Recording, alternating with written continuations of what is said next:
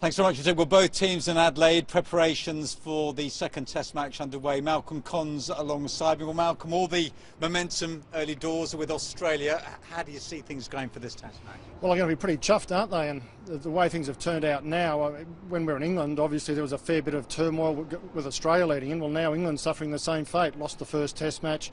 Sadly, Jonathan Trott's have to go home. The batting order's being reshuffled.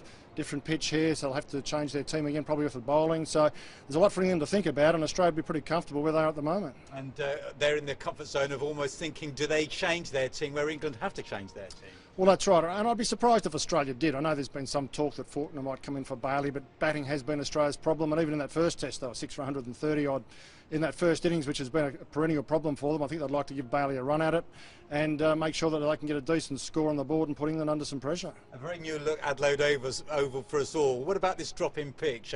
What do you make of conditions and what both teams face in the challenge there?